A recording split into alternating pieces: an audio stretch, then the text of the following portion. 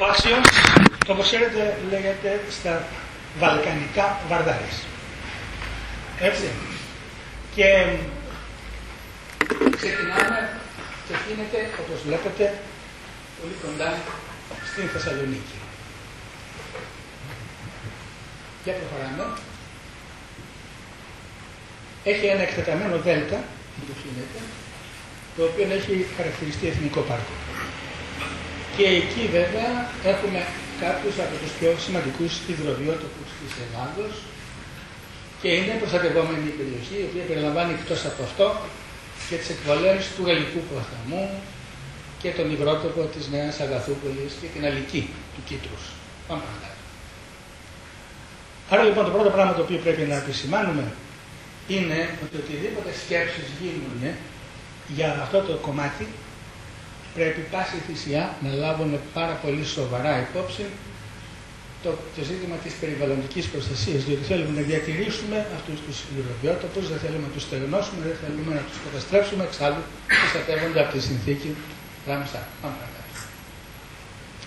Ο αξιός τώρα προεκτείνεται, έτσι όπως το βλέπουμε, από νότο προς βορρά, νότιο-δυτικά μέσα στην Φύρο και ενώνεται με τον ποταμό Μοράβα, ο οποίος Μοράβας στη συνέχεια, αλλάζουμε, περνά μέσα από τη Σερβία και καταλήγει στο Δούναβι. Πού στο Δούναβι? Κοντά στο Βελιγράδι. Πού είναι το Βελιγράδι? Το Βελιγράδι είναι εδώ. Έτσι, και αυτός είναι ο λεγόμενος Great Morava, ο μεγάλος Μοράβα. Πάμε παρακάτω. Είναι μια υδάτινη διαδρομή, λέμε, 650 χιλιόμετρα, η οποία διατρέχει τα Βαλκάνια. Έχουμε λοιπόν 650 χιλιόμετρα, συνολικά 345 στον Ελλάδα και 200 τόσα στον Βαρδάρη. Ο Βαρδάρης δεν είναι όλος δικός μας, ένα κομματάκι του είναι, ο οποίος λέγεται αξιός. Πάμε παρακάτω. Φτάνει λοιπόν αυτή η υδάτινη διαδρομή μετά από 650 χιλιόμετρα στο σημείο που βλέπετε με το Βέλος, το οποίο αφού έχει περάσει μέσα από Φύρο και Σερβία, πάμε παρακάτω, σε ένα μέρος το οποίο λέγεται Σμεντέρεβο. Για αλλάζουμε. Κάποιο επιδείξαμε. Κάποιο slide επιδείξαμε. Για πιάνετε ένα πίσω. Κάποιο δεν το έφερε. Πάμε παρακάτω. Λοιπόν, το Σμεντέρεβο, εν πάση περιπτώσει, είναι αυτό, η πόλη στην οποία είδατε και στην οποία συμβάλλει με το Δούναβι. Ας έρθουμε λοιπόν τώρα στους λόγους. Γιατί συζητάμε σήμερα κάτι το οποίο για τις προηγούμενες φορές δεν περπάτησε. Ο πρώτος λόγος βέβαια είναι η τεράστια εξέλιξη στην τεχνογνωσία. Καταλαβαίνουμε και μπορούμε να κάνουμε πολύ περισσότερα πράγματα από ό,τι μπορούσαμε στο παρελθόν. Στη διάνοιξη, στη συντήρηση, στη διαχείριση, στο έτσι, στο αλλιώς. Μπορούμε να είμαστε πολύ πιο ακριβείς στην πρόβλεψη. Μπορούμε να διεκπεραιώσουμε εργασίες πολύ πιο γρήγορα και σε πολύ μεγαλύτερο όγκο. Όλα αυτά είναι εξελίξεις οι οποίες έχουν έρθει από τον πόλεμο και μετά, ιδιαίτερα ως προς τα μηχανικά μέσα. Οι γνώσεις προϋπήρχαν. Προχωρά. Συγγνώμη, παρακαλώ. Αυτό που δείχνετε τι είναι ακριβώς, περνά πάνω από τον ποταμό. Ακριβώς, ναι. Είναι ένα τεχνητό κανάλι, ναι, το οποίο διασχίζει σε κάποιο ύψος παραπάνω ένα ποτάμι. Πού έχει φτιαχτεί αυτό? Αυτό είναι στη Γερμανία. Το ακριβές σημείο δεν ξέρω πού είναι, αλλά είναι εντυπωσιακό και αυτό το Και πέφτει μέσα στο Δούναβι αυτό αργότερα? Δεν έχω ιδέα το ποιο σημείο ακριβώς είναι, γιατί υπάρχουν πολλοί παραπόταμοι σε εκείνο το σημείο, θα σας γελάσω. Πάμε παρακάτω. Ο δεύτερος λόγος έχει σχέση με τη χρηματοδότηση. Εδώ είχαμε αυτόν τον παράγοντα να μην μπορεί να παίξει για πολύ καιρό. Έτσι. Βλέπετε ότι η πρώτη μελέτη έγινε το 1789 από κάποιον Αλέξης. Έτσι. Και ακολούθησαν άλλες 8 μέχρι το 1973, όπου την έφτιαξαν στα United Nations. Έτσι.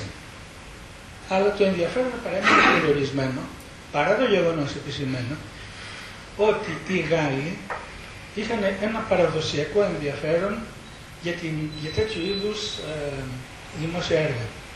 Δηλαδή ήταν οι άνθρωποι οι οποίοι φτιάξανε το Σουέζ, ήταν οι άνθρωποι που φτιάξανε τη διόρυγα της Κορίνθου, ήταν οι άνθρωποι που έχουν φτιάξει πολλά άλλα πράγματα τα οποία εμείς δεν ξέρουμε και είχαν εκδηλώσει ενδιαφέρον και γι' αυτό. Αλλά τα μέσα τότε ήταν περιορισμένα.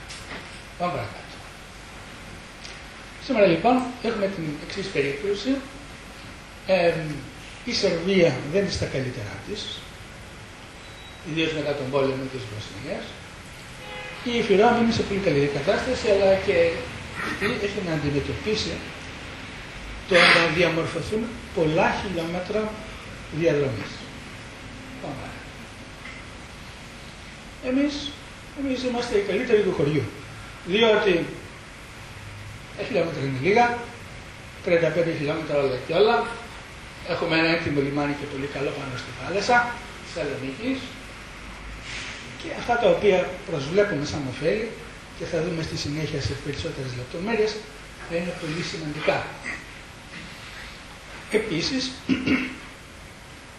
οι μεταφορές στην Ελλάδα και όχι μόνο οι μεταφορές, αλλά και η διαμετακόμιση, έτσι, έχουν μια τεράστια εξέλιξη τα τελευταία 15-20 χρόνια και όλα αυτά συνδράμουν στο να δούμε πώς θα μπορέσουμε να πετύχουμε το τεράστιο όφελος το οποίο συνεπάγεται, δηλαδή τα βαπόρια τα οποία κατεβαίνουν το Δούναβι να μπορούν να συντομεύσουν την ποράνια διαδρομή τους μέχρι να έρθουν στο ύψος της Θεσσαλονίκης γύρω-γύρω, δηλαδή Εύξηνος, Πόντος, Βόσπορος, Θεσσαλονίκη, κατά 1200 χιλιόμετρα. Πάμε. Λέμε λοιπόν ότι αυτά τα πράγματα είχαν στο μυαλό τους και οι Κινέζοι, οι οποίοι πήγαν στη Σερβία για να διαπιστώσουν αυτά τα δύο πράγματα που βλέπετε. Εάν το έργο είναι τεχνικά εφικτό, αν το έργο βγαίνει οικονομικά. Έτσι. Ήταν πολύ εμπεριστατωμένοι, πέρασαν μήνες, έκαναν επιτόπου επισκέψεις σε 30 κομμάτια σημεία της διαδρομής και ενώ δεν έδωσαν προς τα έξω την μελέτη ολόκληρη, δεν την έχουν δώσει ακόμα, έτσι διέρευσαν τα εξής. Πάμε παρακάτω. Μας είπαν λοιπόν οι Κινέζοι ότι το έργο είναι εφικτό. Και ότι όχι μόνο είναι εφικτό, αλλά είναι πρόθυμοι, φαντάζομαι υπό κάποιες προϋποθέσεις, να δώσουν μέχρι 10 δις. 10 δις δολάρια είναι πολλά τα λεφτά. Και είναι πολλά τα λεφτά, δεν φτάνουν για να τελειώσει το έργο, γιατί το έργο έχει κοστολογηθεί περίπου στα 13 δις. Αλλά είναι ένα καλό ποσό.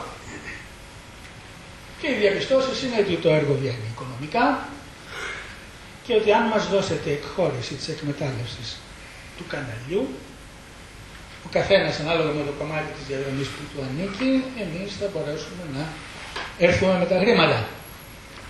Τώρα, πώς γίνεται η παραχώρηση. Η παραχώρηση αυτή μοιάζει λιγάκι με την αντιπαροχή που ξέρετε όλοι. Έτσι. Αλλά έχει συγκεκριμένο χρονικό ορίζοντα, ενώ η αντιπαροχή σου δώσει στο σπίτι σου και γίνει μια πολυκατοικία, σου δώσουν 3 διαμερίσματα και τα διαμερίσματα αυτά σου ανήκουν. Εδώ αυτή η τράμπα γίνεται για ένα περιορισμένο χρονικό διάστημα, ας πούμε κάποιων ετών. Κατά συνέπεια, μια τέτοια φόρμουλα είναι δυνατόν να ισχύσει και για εμάς, αλλά και για την Φιρόμ. Πάμε. Η εταιρεία η οποία έκανε αυτές τις μελέτες είναι μια κρατική εταιρεία κινέζικη που λέγεται Γεζούμπα και η οποία δραστηριοποιείται σε μια ποικιλία έργων. Βεβαίως έργα μεγάλης τάξεως, αυτής της τάξεως, αλλά επίσης φτιάχνει υδροηλεκτρικούς σταθμούς, παρεμβαίνει σε ποτάμια, σε λίμνες, υδροηλεκτρικά κλπ.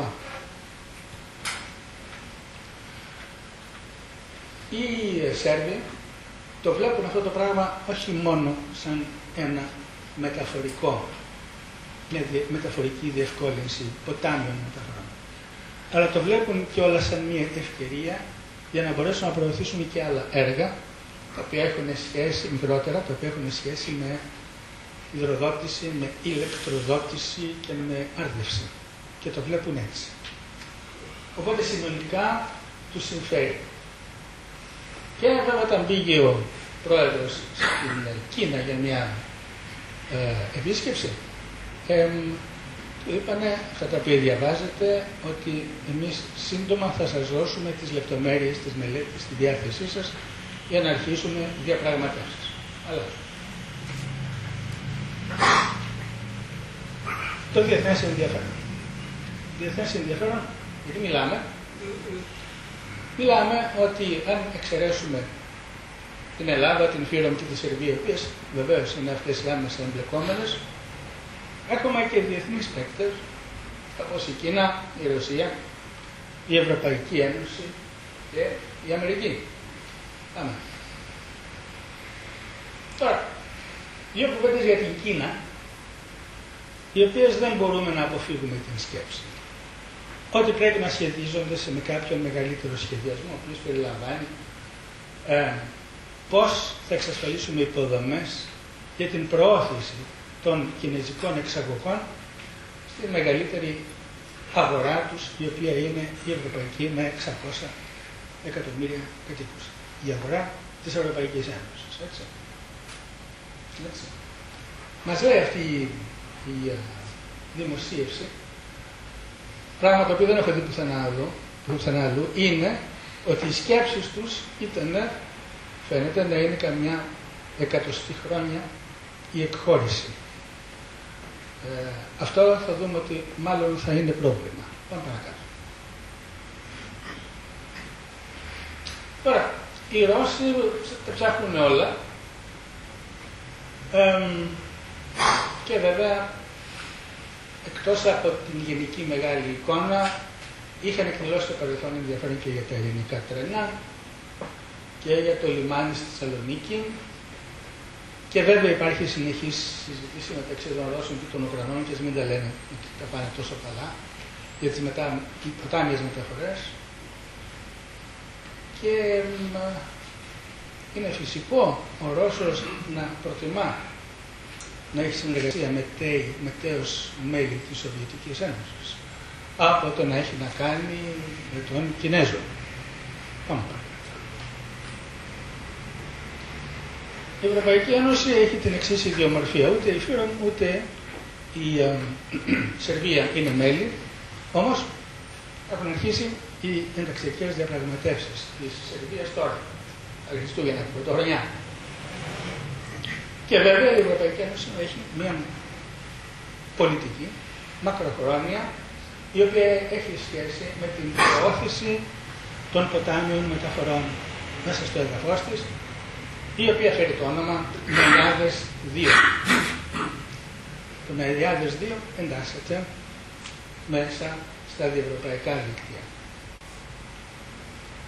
Αυτό το οποίο δεν μπορεί να αγνοήσει η Ευρωπαϊκή Ένωση είναι ότι αυτό το έργο είναι στην καρδιά της Ευρώπης και έχει σαφή αναπτυξιακό χαρακτήρα.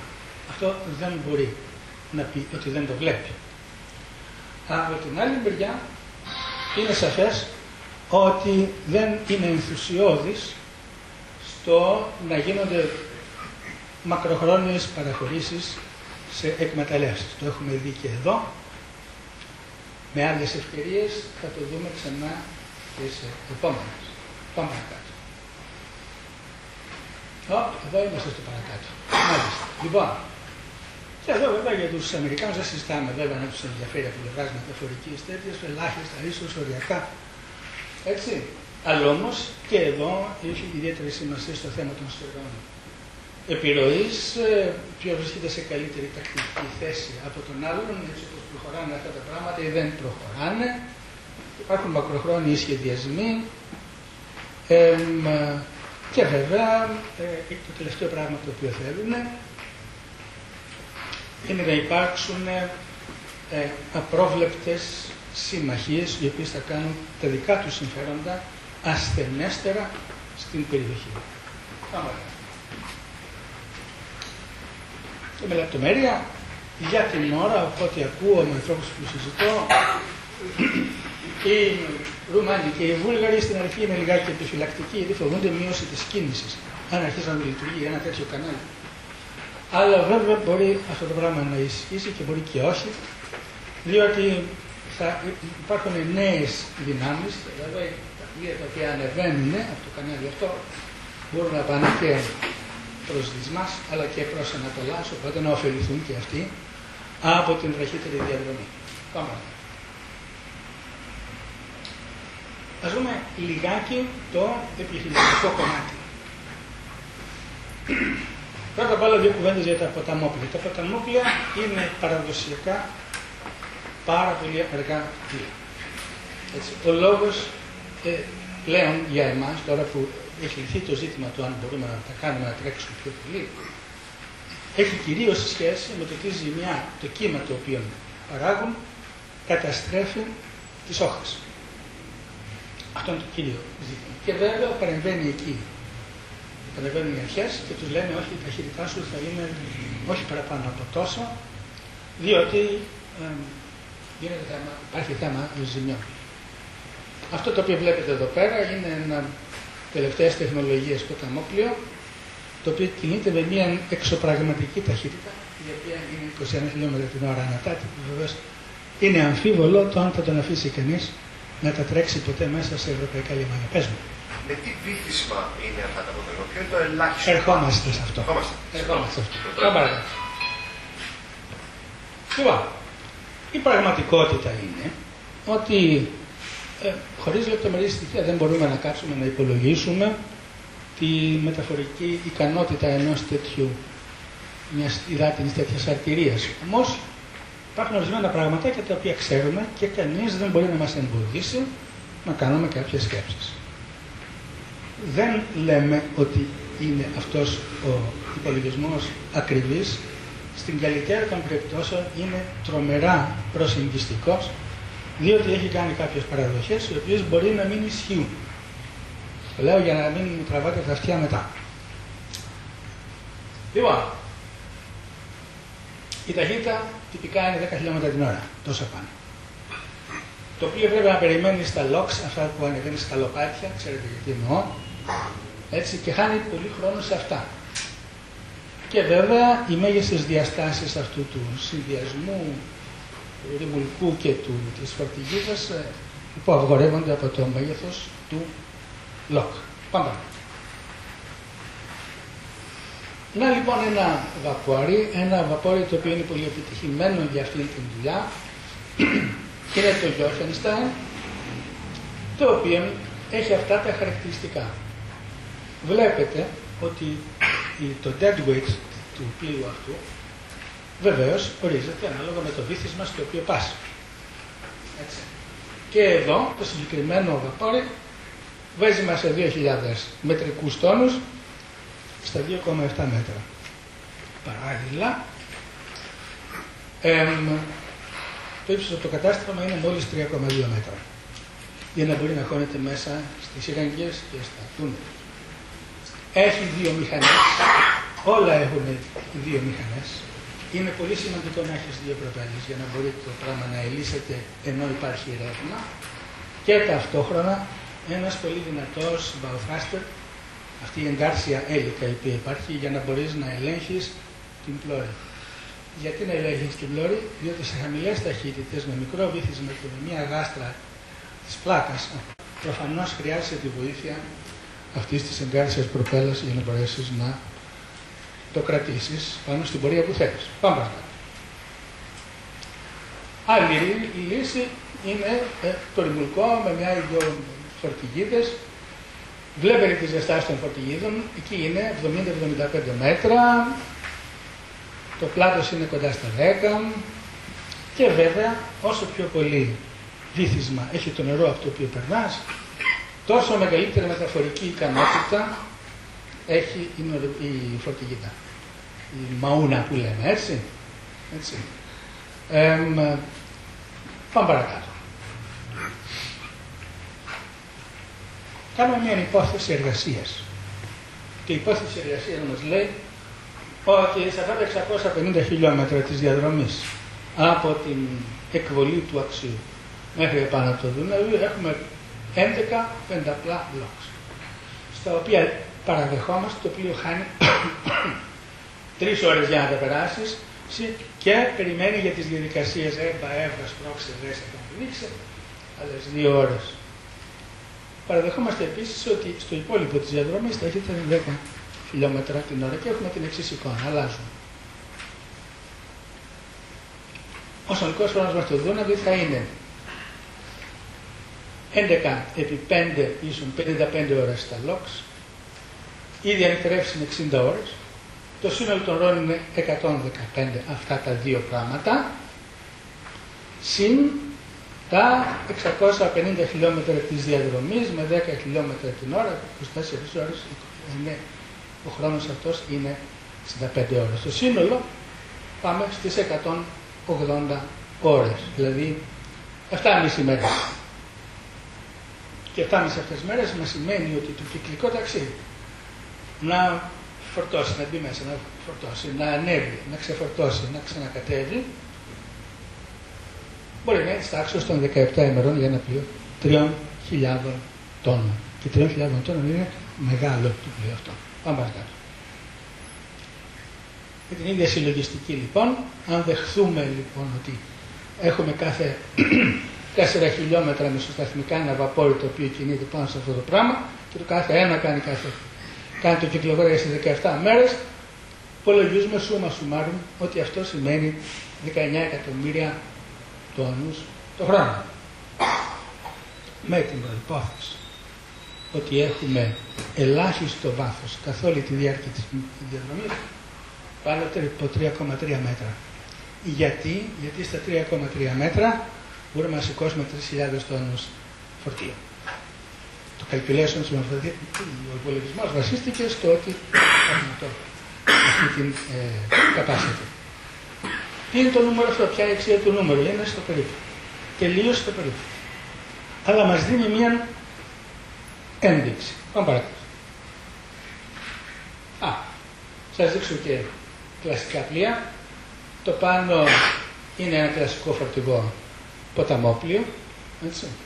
Και το κάτω είναι sea river, είναι πλοίο το οποίο πλέει στη θάλασσα και χώνεται σε ποτάμια. Είναι 3.200 deadweight στα 3,3 μέτρα, όπως λέγαμε. Και τα βαπόρια αυτά δουλεύουν Μεσόγειο και Μαύρη Θάλασσα και βέβαια στα ποτάμια μέσα. Πάμε παρακάτω.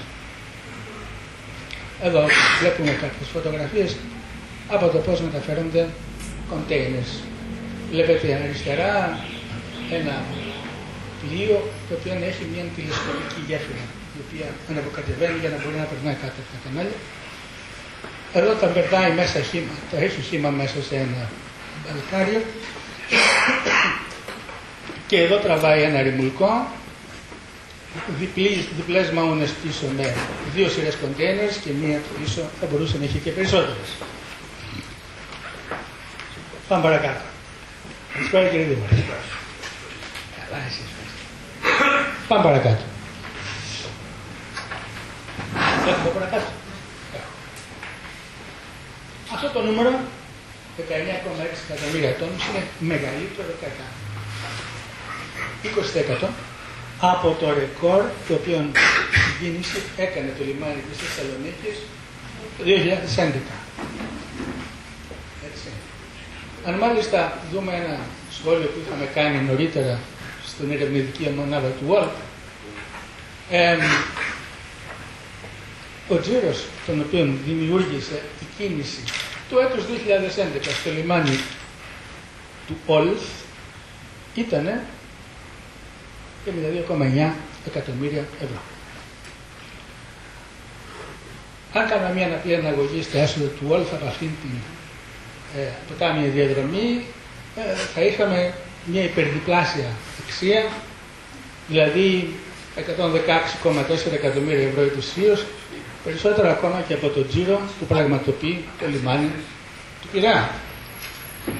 Υπό την προϋπόθεση βέβαια ότι τα έσοδα από το κανάλι αναδιερχόμενου τόνου φορτίου θα είναι αντίστοιχα με εκείνα που εισπράττει το λιμάνι όταν πλέκεται το βαπόρι μέσα, που ίσως όμως να είναι και πιο πολλά. Δεν ξέρω. Πάμε παρακάτω. Ερώτηση. Πες. Κύριε Πρόεδρε, αν με δυνατόν να κάνουμε μια μικρή διακοπή. Βέβαια. Ευχαριστώ. Κύριε Δημάρχη, μπορείτε να παραμένετε μέχρι το τέλος? Πόση ώρα θα είναι? Α, καταρχήν. Θα σπερνώ. Εντάξει. Εγώ Δημοτικό Συμβούλιο, αυτό είναι το θέμα. Τώρα γι' αυτό δεν θα αργήσουμε πολύ. Μέχρι τώρα λοιπόν ασχοληθήκαμε με μεταφορά φορτίων. Αλλά ξέρουμε ότι τα ποτάμια είναι μαγνήτες που τραβάνε τουρισμό. Πάμε παρακάτω. Βαλκάνοι λοιπόν και άλλοι τουρίστες θα αναποκατεβαίνουν από τη στιγμή που ανοίξει αυτή η αρτηρία. Έτσι, δεν ξέρουμε πώς. Αλλά θα αναποκατεβαίνουν. Αλλάζουν. Θα αναποκατεβαίνουν για να επισκεφτούν πολλοί άνθρωποι, για να επισκεφτούν όμορφα μέρη. Αλλά άλλοι ίσως βρουν καλύτερο μέρος για να κάνουν το μπάνιο τους. Αυτό το άθλιο στο οποίο κολύμπουν εκεί πάνω. Πάμε παρακάτω. Ας ρίξουμε μια ματιά όμως τι συμβαίνει λίγο πιο πάνω, βόρειο-ανατολικά. Αυτός είναι ο εύξηνος πόντος. Η δική μας η σύνδεση, όπως βλέπετε, είναι αριστερά της Χαλκιδικής. Από εκεί θα ξεκινάει. Όμως, βλέπετε εδώ ότι υπάρχει η Black Sea, η Μαύρη Θάλασσα, η οποία επικοινωνεί με την Αζωφική και το σχέδιο των Ρώσων είναι να μπορέσουν να συνδέσουν την Κασπία, η οποία είναι εδώ, με την Αζωφική και βεβαίως με την Μεσόγειο. Πάμε παρακάτω. Οι δύο χώρες κλειδιά για σε αυτή την περιοχή είναι η Ρωσία και η Ουκρανία. Έτσι. Από τους 9 διεθνείς διαδρόμους εμπορίου, οι 4 περνάνε μέσα από την Ουκρανία. Έτσι. Και οι τζίροι οι οποίοι αναμένονται από αυτές τις διελεύσεις, δεν μιλάμε μόνο για ποτάμια, είναι ένα ποσό αστρονομικό. Ήδη μελετάται η διασύνδεση των ποταμών της με τον Δούναβη. Πάμε παρακάτω. Οπότε το σχέδιο είναι να διασυνδεθεί η Κασπία, Αζωφική και Μεσόγειος και θα χρησιμοποιηθούν 2 υπάρχοντες ποταμοί. Κατά σύμπτωση, το μήκος και αυτού του καναλιού είναι 650 χιλιόμετρα, το φάρδος 80 μέτρα και το βάθος ένα καταπληκτικό 6,5 μέτρα. Αλλάζουν.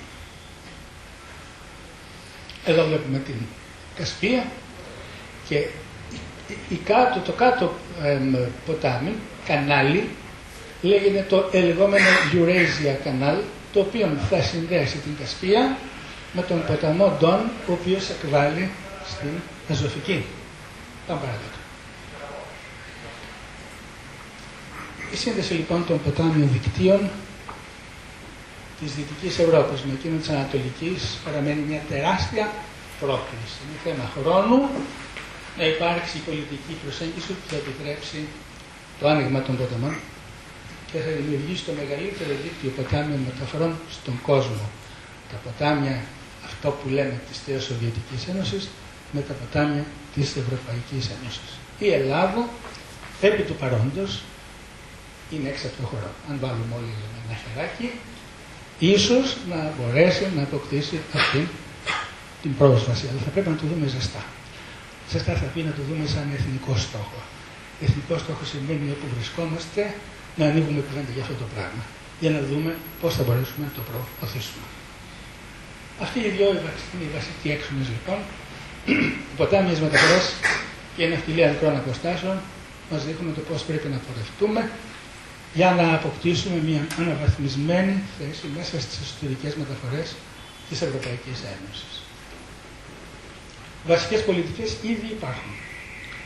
Για τα ποτάμια είναι Ναϊάδες, όπως είπαμε, για το Σόρτσι υπάρχουν διάφορα πράγματα και πίσω από αυτά είναι τα διευρωπαϊκά δίκτυα, οι πράσινοι διάδρομοι μεταφορών, οι θαλάσσιες λεωφόροι και ούτω καθεξής. Τα ωφέλη με τις ελληνικές εξαγωγές, τη διαμετακόμιση, τις άλλες μεταφορές και τα λιμάνια θα είναι διαχρονικά και πολύ σημαντικά. Να μια εικόνα γιατί μιλάμε και πάμε παρακάτω Ευχαριστώ πάρα πολύ για την προσοχή σας.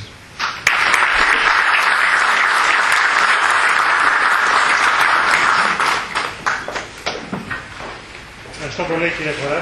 Είναι πάρα πολύ ενδιαφέροντα αυτά τα οποία είπατε και είμαι σίγουρος ότι το κοινό δεν έχει αρκετές ερωτήσεις, αλλά θα περάσουμε στις ερωτήσεις. Κυρίες και κύριοι, όπως διαπιστώσετε, έχουμε την τιμή και τη χαρά να έχουμε τον Δήμαρχο του Πειραιά μαζί μας, τον κύριο Μιχαλολιάκο. Κύριε Δήμαρχε, σας ευχαριστούμε πολύ για την φιλοξενία. Επίσης, σας ευχαριστούμε για την πρωτοβουλία αυτή και την ολοκλήρωση της ανακαίνησης του Κιτάρου του κτηρίου. Νομίζω μας το λέει η πρωτοβουλία. Το Ινστιτούτο μας προσβλέπει βεβαίως την αλληλεπίδραση με το Δήμο. Είμαστε ένα κοινοφελές σωματείο, το οποίο στηρίζεται στην προσπάθεια και στην προσφορά των μελών του, εθελοντικά. Δεν έχουμε δηλαδή καμία άλλη σχέση όσοι ασχολούμαστε. Παρ' όλα αυτά, το Ινστιτούτο προχωράει καλά και ελπίζουμε,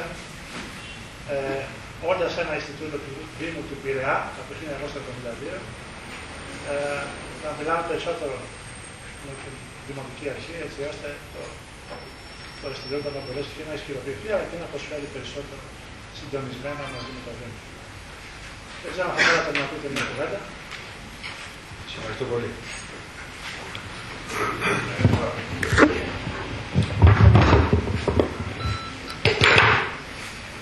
Κύριε Πρόεδρε, πώς μπορεί να γίνει κάτι μέρος? Πρέπει να είστε του τεχνικού τομέα της μαθητείας. Άρα είστε περικαρακωμένοι, είστε σχεδόν στην τεχνία. Όχι, δεν είμαστε. Βάζετε επαγγελματικό παιχνίδι. Αγαπητέ Πρόεδρε, κύριε καθηγητά, κυρίες και κύριοι, εγώ σωστά έπραξα ή διέπραξα και διέπαψα το Δημοτικό Συμβούλιο, μάλλον απεχώρησα εγώ προσωρινά από το Δημοτικό Συμβούλιο για να βρεθώ ανάμεσά σας. Να σας καλωσορίσω στην πόλη που χτυπάει η καρδιά της ναυτιλίας μας. Στον Πειραιά της ναυτοσύνης, αλλά και στον Πειραιά του πολιτισμού. Στον Πειραιά του εμπορίου, στον Πειραιά της ανθρωπιάς και της αλληλεγγύης. Καλώς ορίσατε λοιπόν, οι πειραώτες, στο μεγαλύτερο και ασφαλέστερο λιμάνι της Ευρώπης. Ξέρετε, τα τελευταία χρόνια έχουμε εθιστεί να πούμε μόνο αρνητικά για την πόλη μας, για το χωριό μας, για την πατρίδα μας. Αυτό έχουμε καθήκον να το ανατρέψουμε αμέσως. Δεν είμαστε μόνο η χώρα που δανείστηκε λεφτά τα τελευταία 30 χρόνια και που πληρώνουν με δραματικές επιπτώσεις οι νεότερες γενιές. Είμαστε η χώρα που ακόμη και σε αυτή την κρίσιμη περίοδο της χρονοκοπίας είμαστε η πρώτη δύναμη στην παγκόσμια ναυτιλία. Και παράγουμε πολιτισμό για όλη την ανθρωπότητα και τον εξάγουμε δωρεάν. Και είναι τιμή για μας που διοργανώνετε εδώ την ημερίδα σας. Σε αυτό το υπέροχο κτίριο, το οποίο τα τελευταία 2 χρόνια έχει πάρα πολλές δραστηριότητες, σημαντικές, συμβολικές και ουσιαστικές. Και θέλω να πω ότι εδώ στο Πειραιά, το 2015, θα χτυπάει η καρδιά ολόκληρης της Ευρώπης. Γιατί ο Πειραιάς επιλέγει από την Ευρώπη για να γιορτάσει την ημέρα των θαλασσών της Ευρώπης το 2015. Και προχωράμε καλά στο σχεδιασμό αυτής της ευκαιρίας. Όπως ελπίζω και η Ελλάδα ολόκληρη να αξιοποιήσει κατά τον καλύτερο τρόπο την θητεία μας στην Προεδρία της Ευρώπης.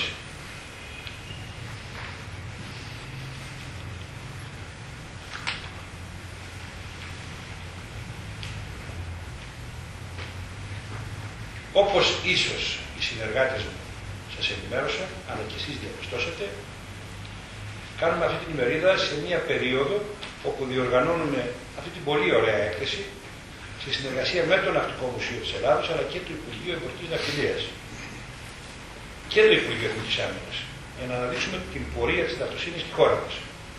Τα υλικά που βλέπετε, το υλικό είναι εντυπωσιακό και τα περισσότερα σχολεία του Πειραιά ήδη έχουν περάσει από εδώ.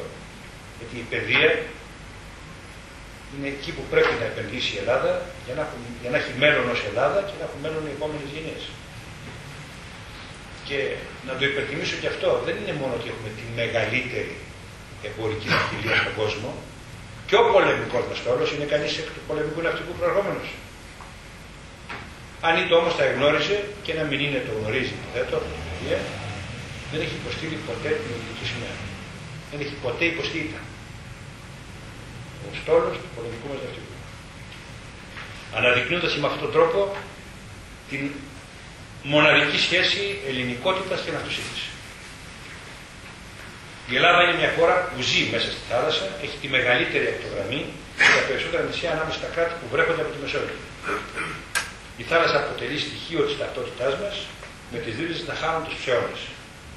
Από τη Φινίκη μέχρι τον τότε γνωστό κόσμο, το σημερινό Γιβραλτάρ, οι Έλληνες μέσα από τους θαλάσσιους δρόμους αναπτύξαμε δεσμούς φιλίας και συνεργασίας με άλλους λαούς, πολιτισμούς και θρησκείες. Και πολλιάσαμε. Και μας μπόρεσαν. Αυτοί οι δεσμοί αποτελούν και εχέγγυα βιώσιμης ανάπτυξης, ιδιαίτερα με τις δεδομένες συνθήκες. Η Ελλάδα δεν ζει μόνο μέσα στη θάλασσα, ζει και από τη θάλασσα. Και μπορεί να ζήσει ακόμη καλύτερα. Ακόμη και οι τελευταίες πτυχές ονειρικών αναπτυξιακών στόχων μέσα από τη θάλασσα προέρχονται. Οι υδατάνθρακες κτλ. Δεν είναι μόνο η θέση της ελληνόφιλης ναυτιλίας, της ελληνόφιλης και της χώρας στη βιομηχανία θαλασσιών μεταφορών και η προστιθέμενη αξία που προσδίδει στην δοκιμαζόμενη ελληνική οικονομία και την κοινωνία που μας γεμίζει αισιοδοξία, αλλά και εκτιμήσεις για ενίσχυση της συμβολής της μέσω της ενεργοποίησης όλων των πτυχών του ναυτιλιακού πλέκτους. Βάζοντας παντού όμως την ανθρωποκεντρική ανάπτυξη και στο επίκεντρο των όποιων πρωτοβουλειών μας τον άνθρωπο. Τον επιβάτη, τον επισκέπτη, τον άνθρωπο της ναυτιλίας και τον γνώμονα ότι η πόλη και η λιμάνι είναι αδιάρρητα. Με αυτές τις σκέψεις σας εύχομαι έστω και καθυστερημένα κάθε επιτυχία στην ημερίδα σας και σας ευχαριστώ πολύ που μας επιλέξατε. Να είστε καλά και πάντα στη διαθήκη.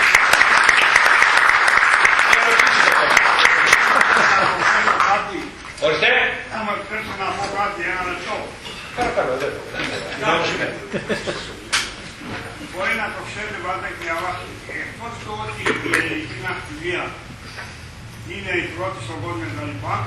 Είναι και πιο αποδοτική, που 20% καλύτερη από το μέσο όρο του παγκόσμιου.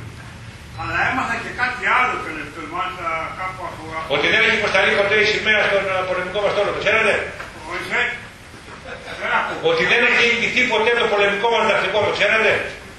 Ναι, δεν ακούω καλά. Σήμερα με λίγος πολίτες. Εκτός η ναυτιλία είναι το τουρισμός πιο αποδοτικός από όλες τις ευρωπαϊκές χώρες. Δηλαδή είμαστε πιο αποδοτικοί από τους Γερμανούς, από τους Ιταλούς. Κατά 4 φορές από τους Γερμανούς. Αυτό ήθελα να πω. Αν είχαμε φτιάξει και μαρίνες, αντί να τα τρώμε σε μελέτες, πονάμαστε καλά. Να εμπιστευτούμε ως έθνος τις αξίες μας, τους ανθρώπους μας, τη φύση μας, τον πολιτισμό μας. Να είστε καλά.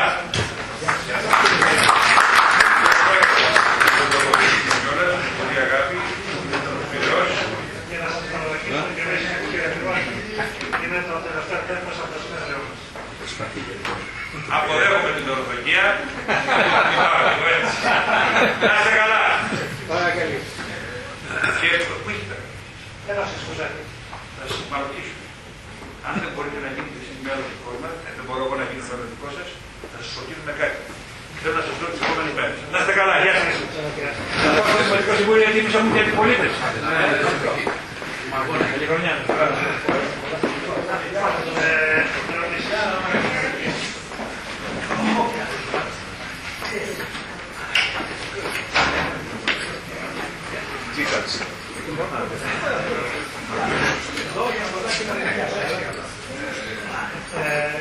Κύριε Φορέση, δεν πρέπει να μας. Όταν θα έχετε αυτές τις ερωτήσεις, κύριε Τομάζο, ελάτε παρακαλώ. Λοιπόν, αλλά πολύ ευρωπαϊκά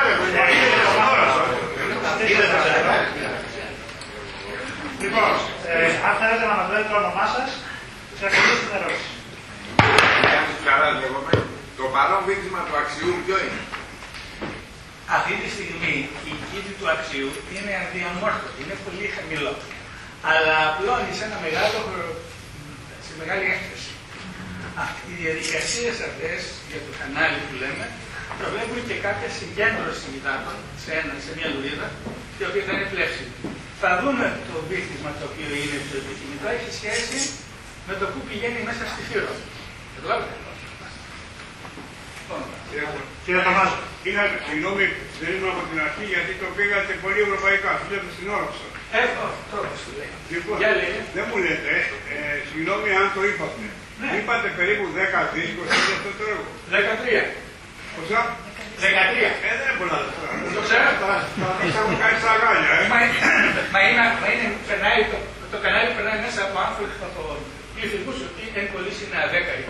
Και η μεταφορά, ξέρουμε ότι η μεταφορά η θαλάσσια είναι πολύ πιο φθηνότερη από την άλλη. Η ποταμίσια πόσο πιο φθηνότερη είναι από το σιδηρόδρομο, ξέρετε περίπου. Ανάλογα με την ποσότητα του φορτίου. Περίπου δηλαδή, σε τι τάξη μεγέθους. Εξαρτάται από την απόσταση και από την διαμόρφωση. Ας πούμε πάμε με μια διαδρομή όλο το Δούναβι, φεύγουμε ή πάμε στο Δούναβι. Θα έχουμε δηλαδή τα μισά κόστη μεταφοράς, ή το τρίτο. Έχει σχέση, κατά την δική μου εκτίμηση, δεν μπορώ να σας πω εύκολη απάντηση. Περίπου δηλαδή, λέω. Εάν οι πορτάδες είναι μεγάλες, τότε είμαστε φθηνότεροι από τον σιδηρόδρομο, σαν γενικός κανόνας. 3.000, ας πούμε είναι μια 3.000. 3.000 είναι μια πολύ καλή πορτάδα. Ασφαλώς είσαι φθηνότερος από τον. Και δεν μου λέτε στους κοντέινερ, έχει γίνει μελέτη για τη μεταφορά των κοντέινερ. Εκείνο που θέλω να σας πω εγώ είναι ότι μέσα στις μαούνες οι οποίες θα περνάνε μέσα από τα τούνελ, μπορούμε να βάλουμε 3 σειρές κοντέινερ. 3 σειρές κοντέινερ. Πόσα στο Φάρος, 3 ή 4 και σε στρώσεις. Δηλαδή πόσα κοντέινερ θα μεταφέρει περίπου, οι 3.000. Δεν το έχω υπολογίσει, αλλά αρκετά. Εξαρτάται, να σας πω. Εξαρτάται από το τι έχει μέσα το κοντέινερ. Άμα έχει μέσα το κοντέινερ. Το βάρος πρέπει να κάνει ρόλο εδώ. Τεράστιο ρόλο. Μετράνε και τα εκατοστά. Γιατί έχουμε το δίκαιο. Μετράνε τα εκατοστά. Έτσι. Άλλη ερώτηση. Είναι σίγουρα από τους περιβαλλοντολόγους και λοιπά είχαν αντιρρήσεις θέματα. Κοίταξε, θα υπάρχουν πάντοτε αντιρρήσεις. Οτιδήποτε και να κάνεις. Εδώ πας να ανοίξεις μια εγκατάσταση πετρελαιοειδών πάνω σε ένα νησί. Και είναι το μεγαλύτερο ζήτημα το σε ποιο σημείο να το πας, γιατί θα πούνε οι τοπικοί σύλλογοι και όλα αυτά. Φαντάσου τώρα να περνάει αυτό μέσα από μια προστατευόμενη περιοχή από τη συνθήκη Ραμσάρ. Έτσι. Ασφαλώς, και γι' αυτό το λόγο στην αρχή είπα, τόνισα το περιβαλλοντικό στοιχείο, όχι μόνο επειδή πρέπει να το προσέξουμε, αλλά επειδή θέλουμε να το προσέξουμε. Δεν θέλουμε να διαταράξουμε. Απλώς εκείνο που θέλουμε να κάνουμε είναι να εξασφαλίσουμε μια υδάτινη οδό στην οποία μπορούν να πλέουν πλοία με κάποιο βύθισμα για να μπορούν να σηκώσουν κάποιο φορτίο. Μάλιστα, τι πίσω ο κύριος Πεθερουδάκης. Ο κύριος Πεθερουδάκης, ήθελα να προσθέσω, όχι να ρωτήσω, αλλά να προσθέσω κάτι στην ερώτηση του κυρίου. Ναι. Επειδή θέλαμε πριν από 2-3 χρόνια να στείλουμε κάποια εμπορεύματα από την Ελλάδα στην Κασπία, ναι, και έκανα μια μελέτη πάνω εκεί, μπορώ να σας πω ότι υπάρχουν σήμερα πλοία τα οποία από την Αζωφική μπαίνουν στην Κασπία σήμερα, εδώ και 3 χρόνια θα σας δώσει, μπαίνουν στην Κασπία, με μικρό βύθισμα, με τα σχετικά πολλά. Όσον αφορά τον ναύλο, δεν ήταν ιδιαίτερα υψηλός. Αυτό μπορώ να σας το δώσω. Πολύ χρήσιμο το σχόλιο. Πάμε λίγο πίσω εδώ. Για να δω πώς πάει αυτό νομίζω. Το δε πλοίο που αναφέρεται εκεί, το Omsky Type, που είναι καθαρά ρώσικο πλοίο, βέβαια εκλείπουν αυτά γιατί δεν χτίζονται καινούρια πλέον, Omsky Type, από το δεν χτίζονται καινούρια, και που οπωσδήποτε θα υπάρξει μελλοντικά έλλειψη των ποταμοπλοίων που υπήρχαν στη Ρωσία. Ακριβώς. Και ευχαριστώ πολύ. Επιπρόσθετα, μεγάλη υπόθεση αυτό και θα έρθω να με βοηθάτε. Επιπρόσθετα, μπορώ να δώσω ακόμα μια πληροφορία που αφορούσε μάλλον γιατί δεν έγινε η δουλειά, το πειραϊκό shipping, όπου λίγο πριν γκρεμιστούν οι γέφυρες στο Βελιγράδι, υπήρχε ένα μεγάλο ελληνικό project για το χτίσιμο κάποιων ποταμοπλοίων, καθαρά ποταμοπλοίων, με έτοιμα η Γιάρδα, το financing, την εκμετάλλευση για όλο το Δούναβι, με βάση το Δούναβι βέβαια, το οποίο φυσικά και δεν έγινε, διότι από τη στιγμή που πέσανε οι γέφυρες, σταματήσαν τα πάντα. Μάλιστα. Ευχαριστούμε πολύ. Πολύ ενδιαφέρον. Λοιπόν, αυτό που μας λέει ο κ. Πετρουδάκης, το βλέπετε εδώ, ότι η Κασπία μπορεί να επικοινωνήσει με την Αζωτική. Όχι μπορεί να επικοινωνήσει σήμερα. Κάτσε να σου πω, μέσω του Βόλγα και του Ντόν. Αυτό είναι η ιστορία. Έτσι περνάει από το Βόλγογρад.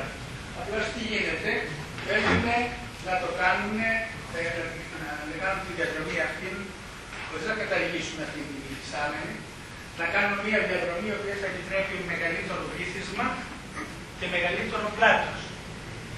Γιατί αυτοί ζητάνε για 80 μέτρα πλάτος στο Ευρασιατικό κανάλι και 6,5 μέτρα βύθισμα. Το δίκτυο της Δέος Σοβιετικής Ένωσης από κανάλια είναι το καλύτερο του κόσμου. Με ένα μέσο βύθισμα 6 μέτρα. 6 μέτρα είναι καταπληκτικό. Συγγνώμη, 6 μέτρα. Δεν υπάρχει σήμερα 6 μέτρα στα ποτάμια. Δεν υπάρχει τίποτα. Έχω συγκρίσει. Αυτό που είδαμε πριν σε ένα πισλάκι είναι τα 150 δις που βάζουν μέσα οι Ρώσοι για τα κανάλια τους, είναι κυρίως έργα εκβάθυνσης. Γιατί τόσα χρόνια έχουν περάσει και δεν έχουν γίνει διαδικασίες εκβαθύνσεως. Αλλά το δίκτυο αυτό της Σοβιετικής Ένωσης είναι ένα ζήτημα το οποίο συζητάται και είναι αντικείμενο διαπραγμάτευσης με την Ευρωπαϊκή Ένωση, από όσο εγώ θυμάμαι, για τουλάχιστον 20 χρόνια. Πιθανόν είναι και άλλα 10. Αλλά είναι ένα χαρτί το οποίο οι Ρώσοι θέλουν να το πουλήσουν ακριβά.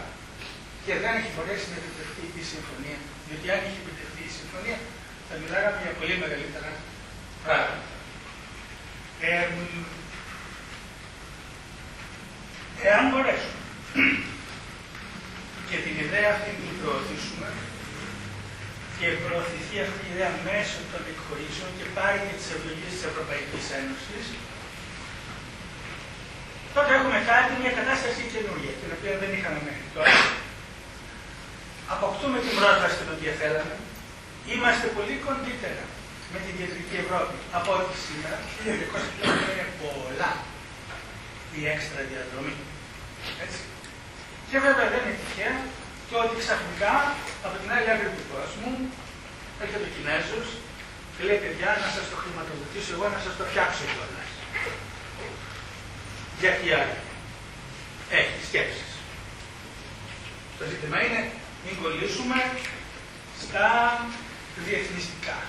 Δηλαδή, ποιος επηρεάζει ποιον, το εμπόριο τι μας διευκολύνεται, τι μας εμποδίζεται, τι γίνεται το ένα το άλλο κλπ. Αλλά έχω την εντύπωση ότι όπως όλα τα πράγματα πρέπει να οριμάσει. Και για να οριμάσει πρέπει να το κρατήσουμε αυτό το θέμα στον ανθρώπο. Εγώ από τη δική μου πλευρά κάνω ό,τι μπορώ. Το έχω πει στην DigiMu της Ευρωπαϊκής Ένωσης, τους έχω στείλει παρουσιά, τους έχω στείλει χαρτιά, τους έχω πει ότι κοιτάξτε είναι πολύ ενδιαφέρον. Μου είπανε πράγματα είναι πάρα πολύ ενδιαφέρον. Πάρα πολύ ενδιαφέρον. Μέχρι το να ενταχθεί μέσα σε διευρωπαϊκά δίκτυα υπάρχει απόσταση. Να συμπληρώσω και εγώ κάτι. Επειδή το μελέτησα πρόσφατα, το Horizon 2020, το πρόγραμμα το χρηματοδοτικό της Ευρωπαϊκής Ένωσης, που έχει γύρω στα 75 δις χρηματοδότηση, δίνει πολύ μεγάλη έμφαση στα waterways, όπως τα λέει, και την ποτάμια πρόσβαση παντού. Και ζητάει, δίνει πολλά λεφτά για καινοτόμες ιδέες και για να μειωθεί, να αυξηθεί η ταχύτητα, να μειωθεί το κόστος των καυσίμων και διάφορα άλλα. Και λέει, φέρτε ιδέες για να μπορέσουμε να αυξήσουμε αυτό το τομέα. Μάλιστα. Πάρα πολύ ωραία. Εκεί πέρα στην Τεχεράνη, ας πούμε, αν θα γίνει, αν πάει τώρα, μπορεί να πεις από το Black Sea να πας στην, ας πούμε, στην Τεχεράνη, μπορεί να πας στην Τεχεράνη,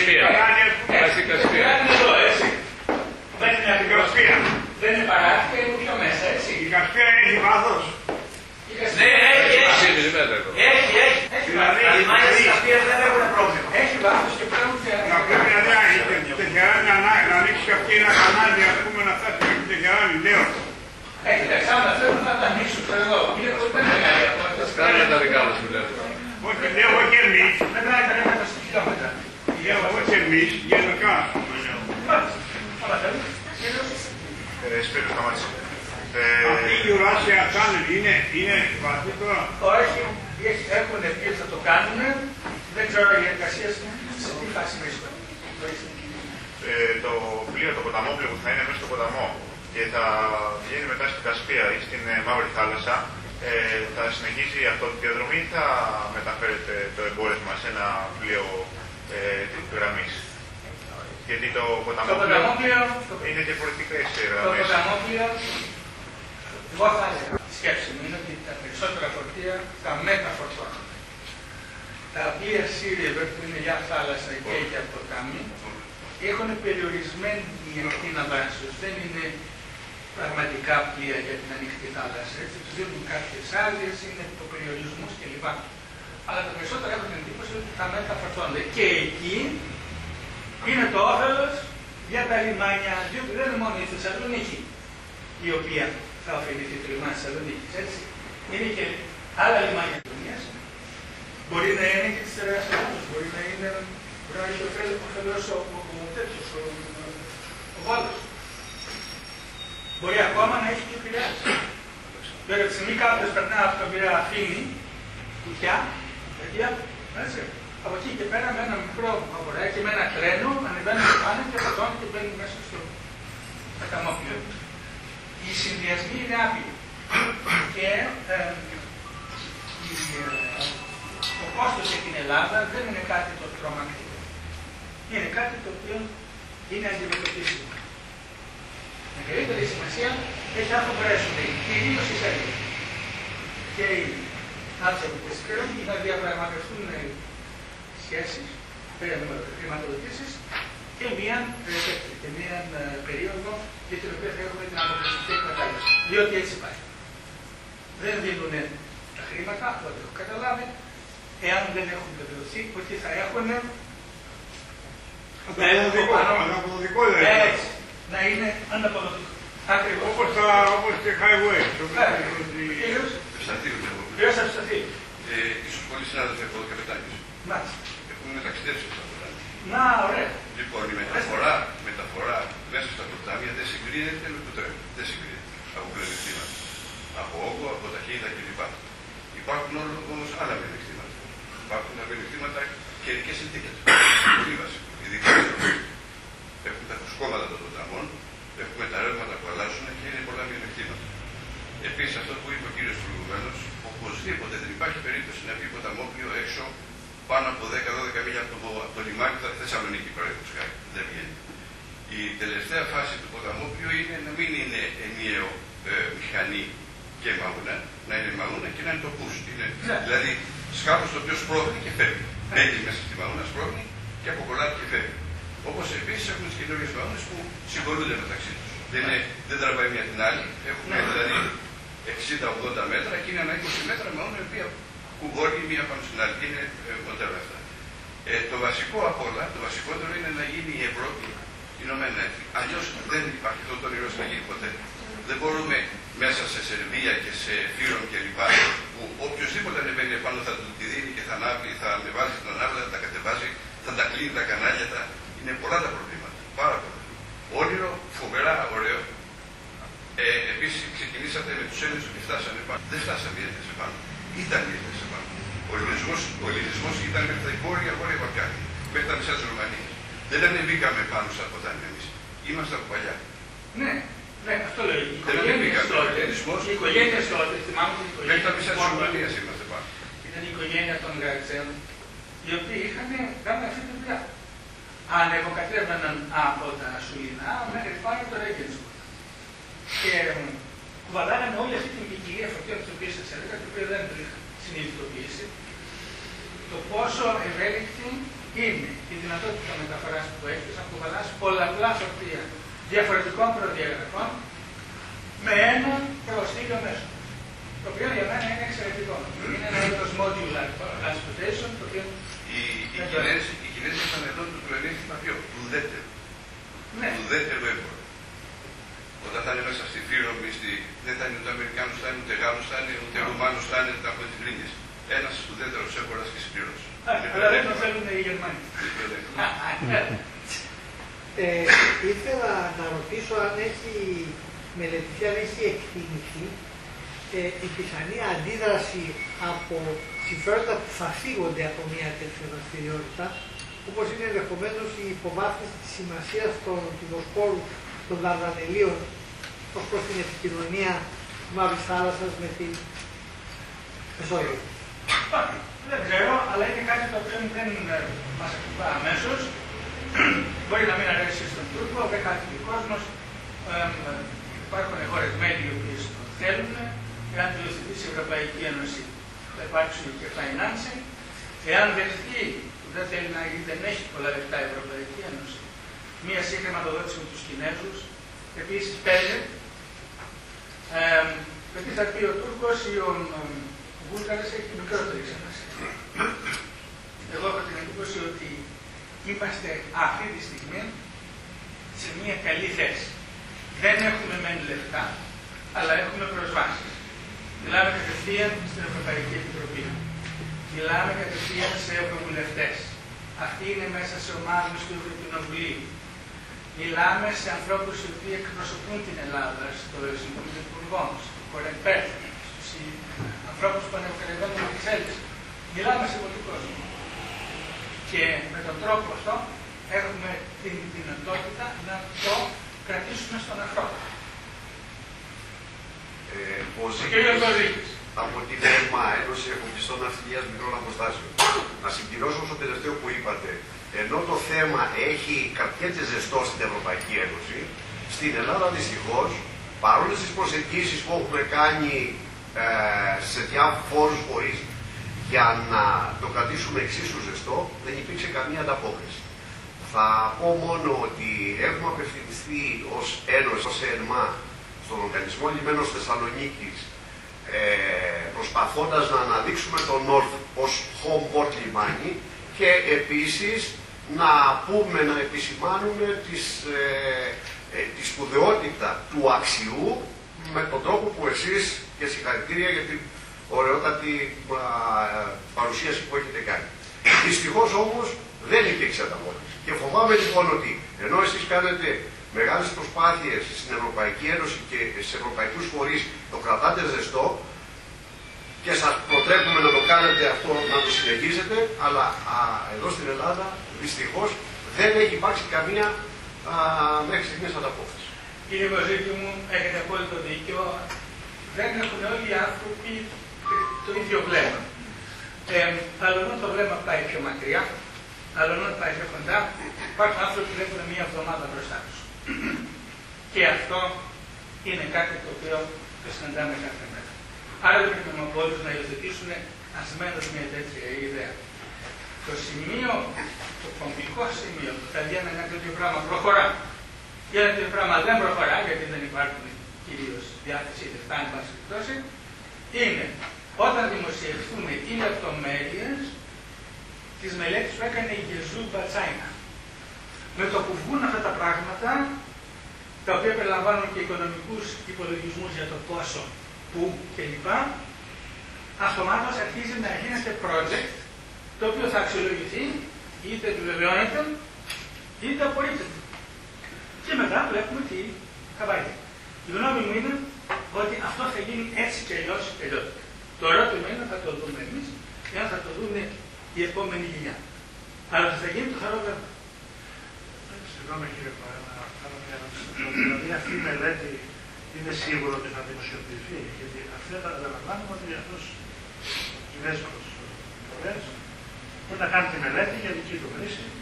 Και να έκανε για δική του χρήση, αλλά δεν είναι μονάχα του Κινέζου. Ναι. Πρέπει να το δώσει και να περάσει μέσα από την ομιλία Σέρβικα, της Φύρου και της Ελλάδας.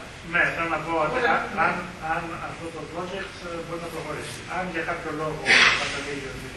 Εάν δεν καταλήξει. Μπορεί να μην. Είναι θέμα χρόνου, έτσι εγώ πιστεύω. Κάποιος άλλος θα έχει μια άλλη λαμπρή ιδέα, την οποία θα εμφανίσει. Και αν οι συνθήκες λίγο διαφορετικές, μπορεί να προχωρήσει τότε αλλιώς.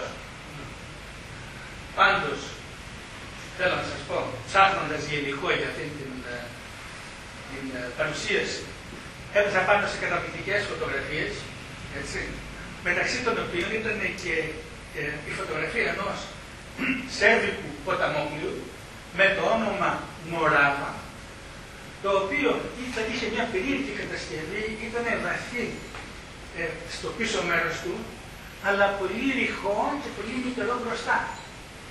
Ο λόγος ποιος ήταν? Για να μπορεί να πλησιάζει τις όχθες του Μοράβα και να αποβιβάζει στρατό. Και πάμε για ένα κανόνι.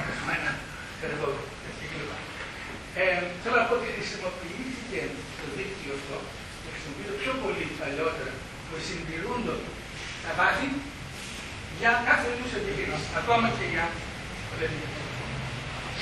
Άλλη ερώτηση. Έχουμε ο κύριος Περάσης. Ο κύριος Σανάκης.